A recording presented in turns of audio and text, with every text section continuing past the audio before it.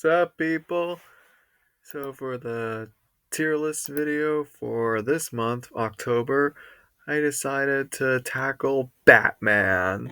And, I would say if last year I was really in a big Spider Man mood, this year I was in a Batman mood because we, of course, had The Batman come out, and that movie, I almost watched all the movies because I was so excited about it.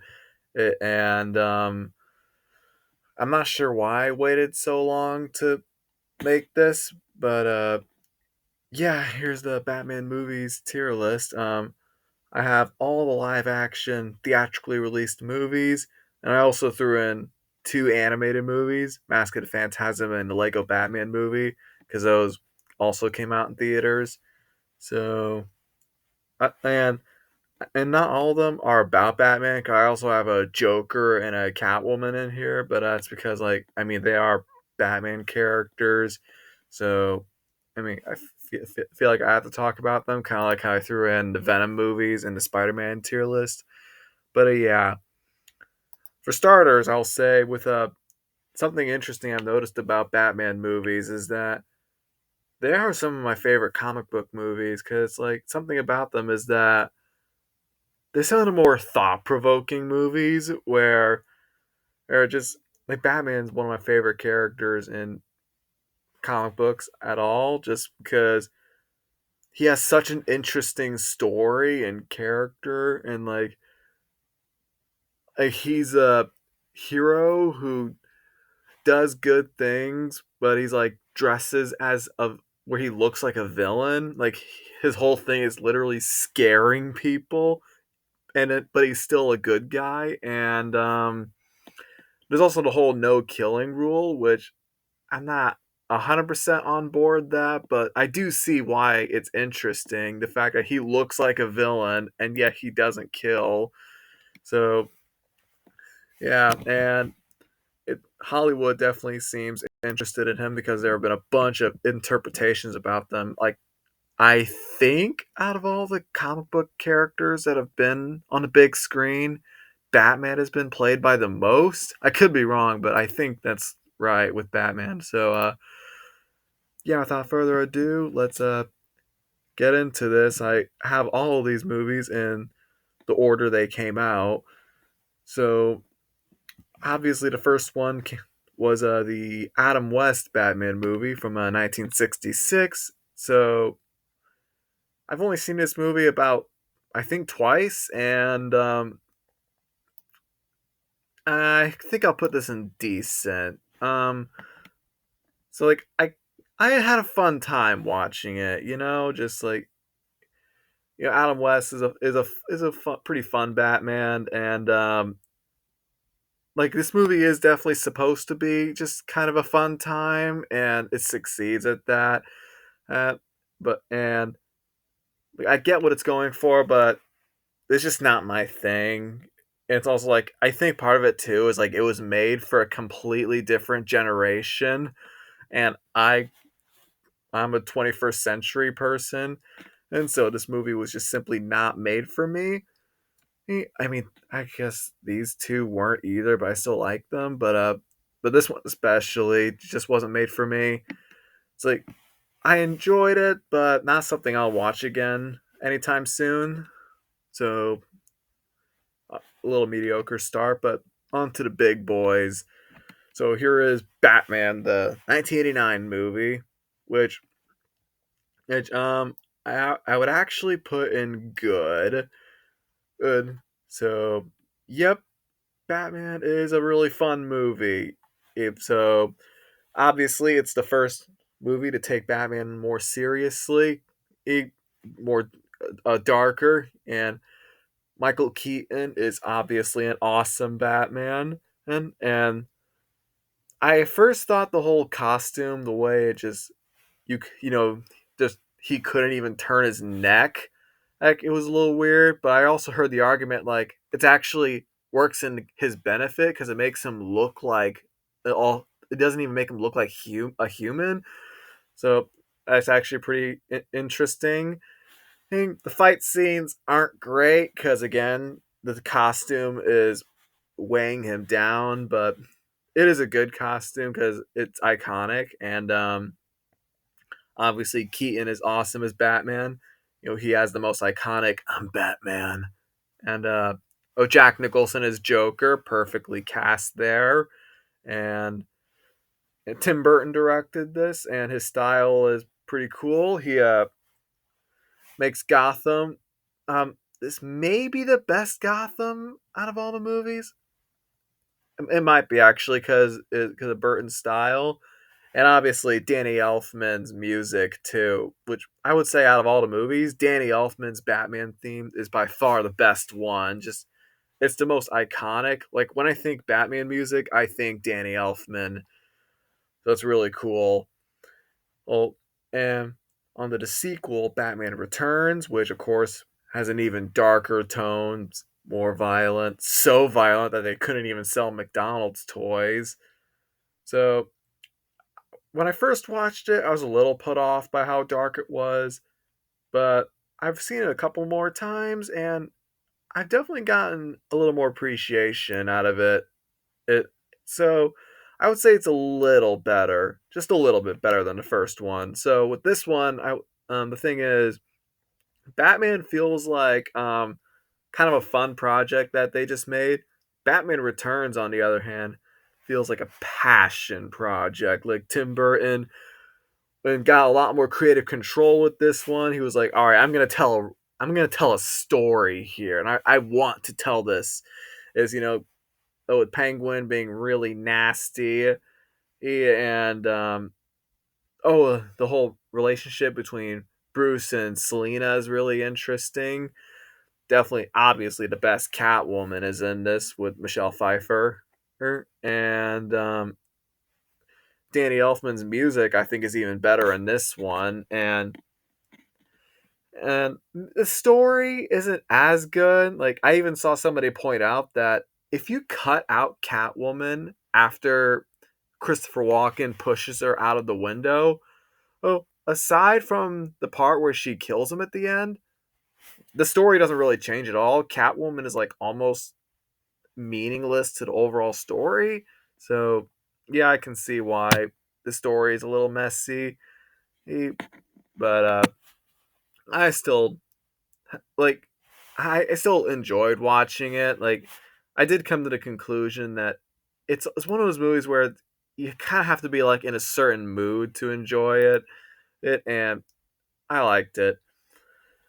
So I mean, next X in what they came out is a Mask of the Phantasm, but let's talk about Batman Forever next. So, what's interesting about this one is I saw it one time, and then after that, I couldn't really remember what I thought about it. So I knew I needed to see it again because I could not remember what my feelings are. Like, wait, is this good?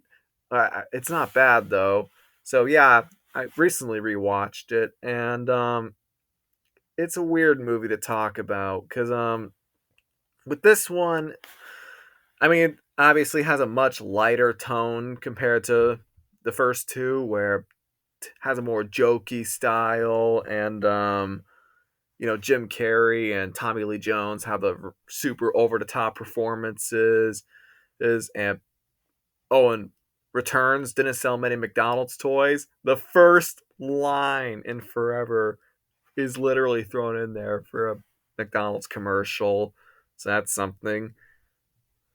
But on the other hand, there are some scenes in here where I'm like, this is actually pretty interesting because I think everybody knows this, but like Joel Schumacher had a much darker version of this movie where it took itself more seriously, and like I can see there's a whole story in here about Bruce like questioning, like, is he Bruce Wayne or is he Batman? Like, who is he really and all that, and like the way he talks about falling into that pit and seeing that giant bat and all that, and I'm like, darn, that's interesting, but it's just not enough screen time focused on that.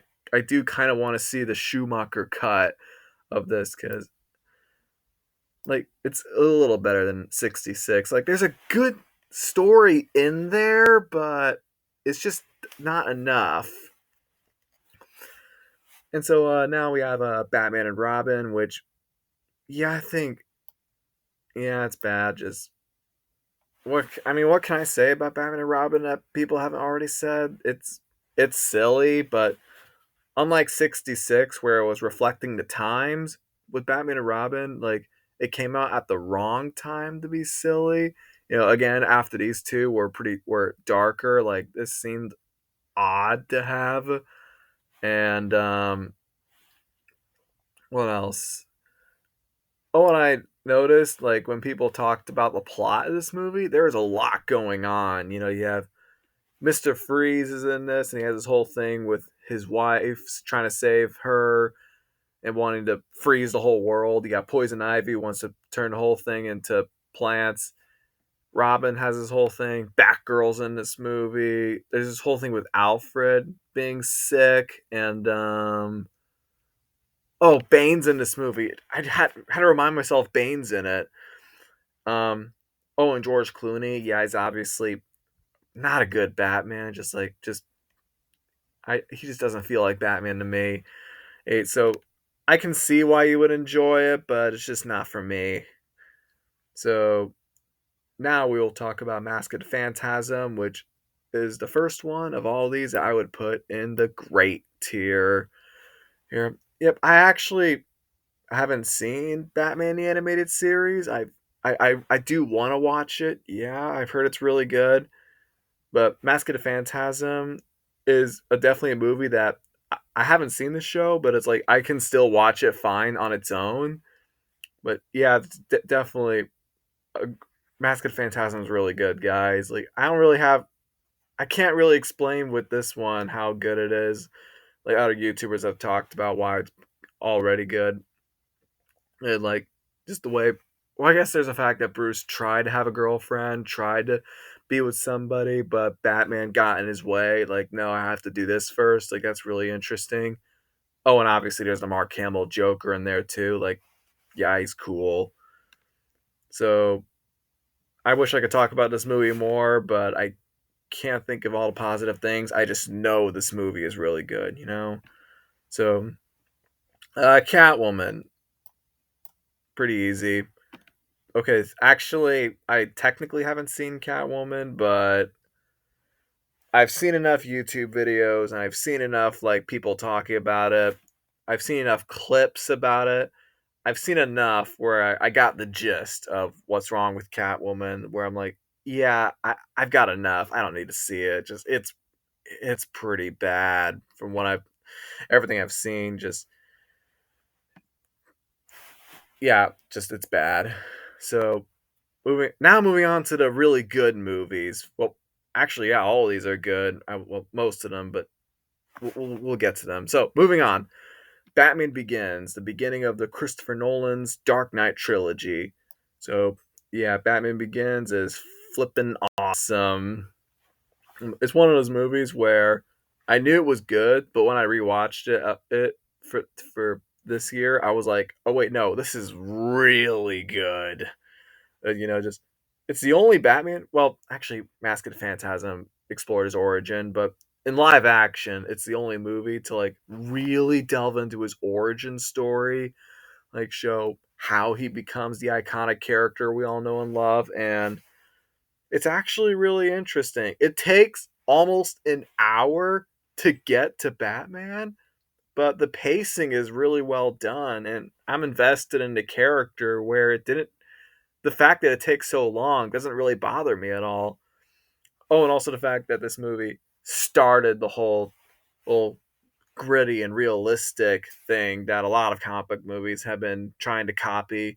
Like Amazing Spider-Man and Fantastic didn't really do it as good, but this movie does it good. Uh, I don't think Christian Bale is a great Batman. Like his background is definitely not great.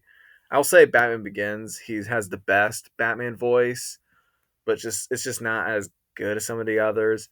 His Bruce Wayne knows really good though, where I believe him as a billionaire and all that. Um, Oh, and Liam Neeson's in this.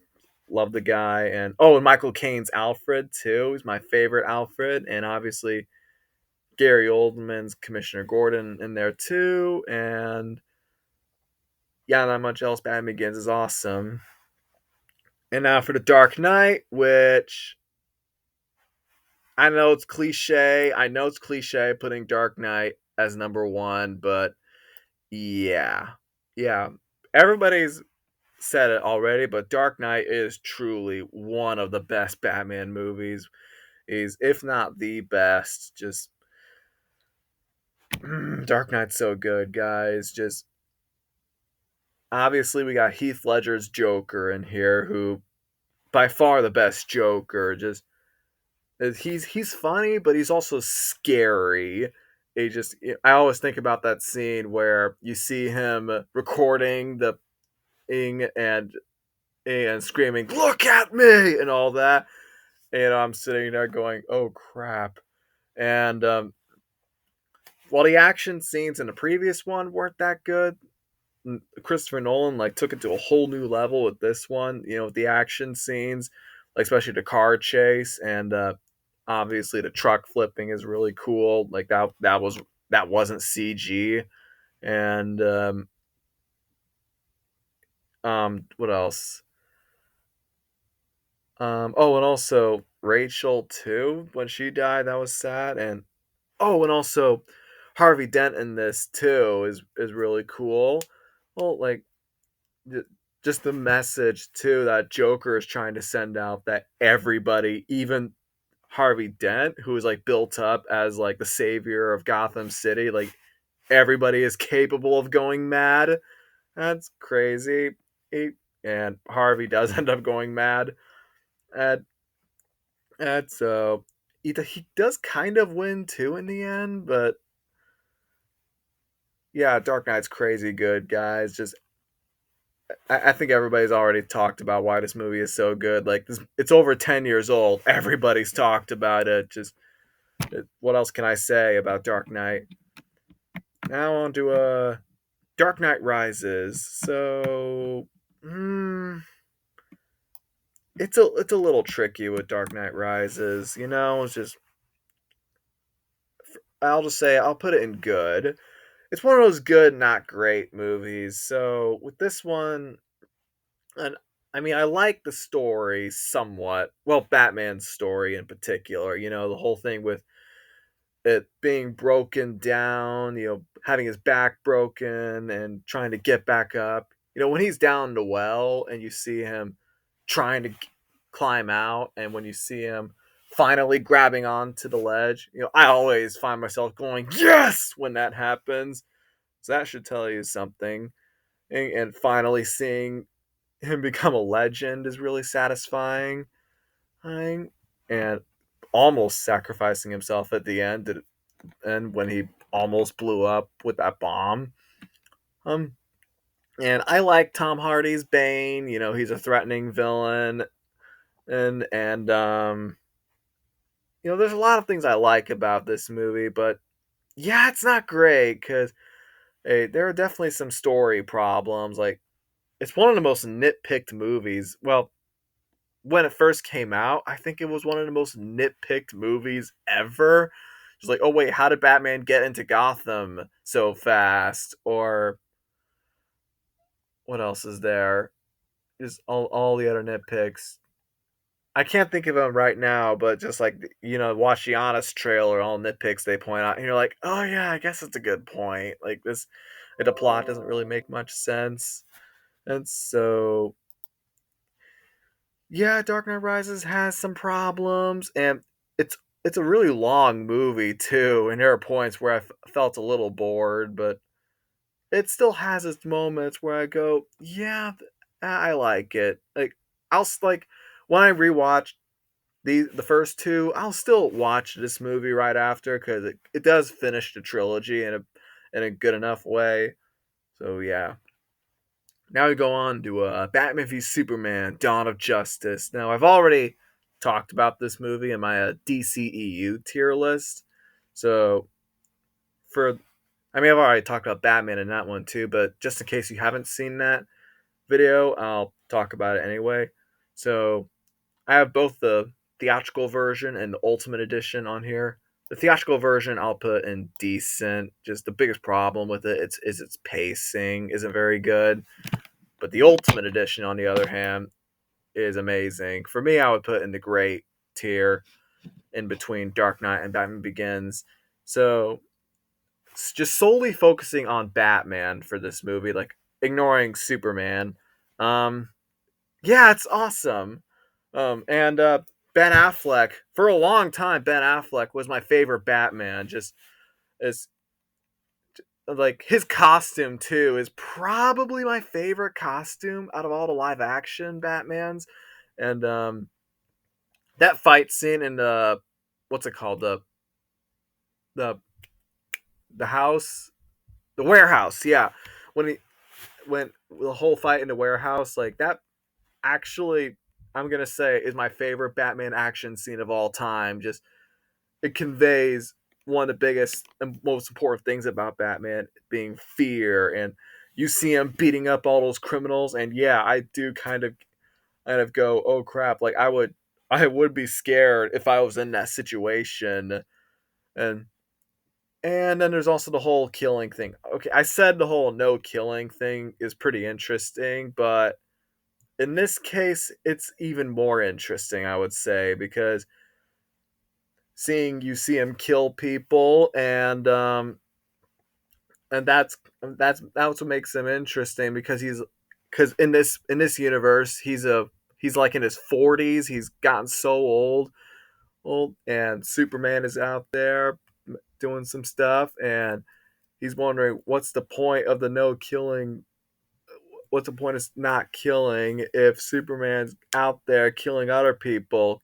Oh, and he could, yeah, at, end the world or something. And so he doesn't even bother thinking about it when he goes to get everything he needs to kill Superman.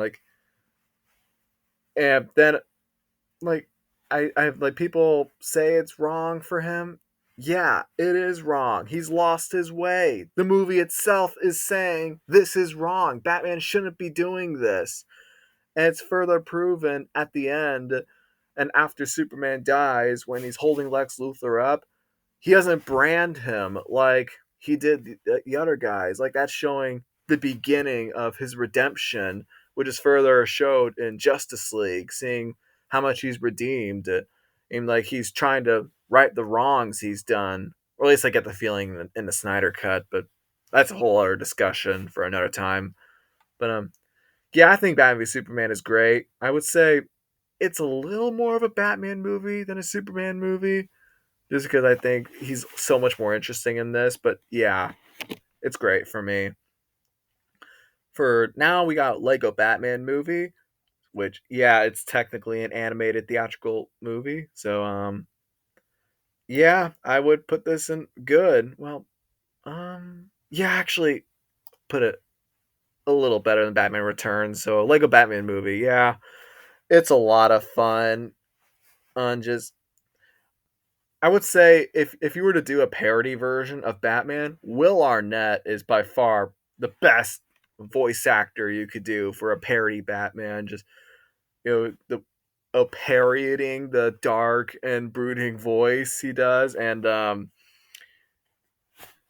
obviously I like the message. And even though it's kind of funny though, this is like a movie where he's a Lego character and it's aimed more towards children, but it still has a serious message in here where he's isolated himself and like shut off family, but then over the course of the movie he grows to appreciate the meaning of teamwork and learning about out being with a family after losing his parents. It's like that's actually crazy deep for a movie that's supposedly only aimed at children. So yeah, it's really good, guys. And like not quite as good as the original Lego movie, but yeah. So now we move on to Joker, and from what I've gathered, Joker seems to be a split movie around the internet. Some people love it, some people aren't really a fan of it at all. For me, I love it, and I'll put it into great tier up here. Joker is really good for me. Just um, for me, Walking Phoenix is my second favorite Joker, or and like the way he shows the mental illness thing, and oh, and I would say with this one, the origin is really interesting too, because like some people say Joker doesn't shouldn't have an origin, but the way they do it here is really cool because like half the movie you can't even tell what's real and what isn't. Like the girlfriend he had and is with for a huge chunk of the movie, nope, that wasn't actually real. He wasn't never actually in a relationship. The one real thing that happened between them before she asks who he is when they're in the elevator, and then like the whole movie is in his head, and like they leave it open to interpretation as to what's real and what's fake. It's really interesting. Like this is a movie that demands to be rewatched. I would say. They I mean, oh, and also the score too. I can't say her name because I don't know how you say it, but yeah, the score is really good too. Like showing the pain that Arthur is going through. Oh, I guess there's the complaint that the way they integrated the Waynes into the story felt a little forced. Like, oh, you're obviously trying to remind the audience that this is still a Batman movie. Like, yeah, I guess there's that. Like I can sort of feel that when you see the Wayne parents die at the end, like, oh, that kind of feels obligatory. Oh, the Waynes are in this movie. Oh, well, you have to show the scene where they get killed, and then Bruce obviously will become Batman one day. But I still really like Joker. And now for the real reason I did this tier list with the most recent film, The Batman. And after rewatching it, um, I'm gonna say it. You might think I'm crazy, but I'm gonna say it. The Batman is my favorite Batman movie. Yeah, even better than The Dark Knight. I'm going that far. All right, just the Batman has everything I want from Batman. Just I wonder if there's like a counter for how many times I've said the word Batman.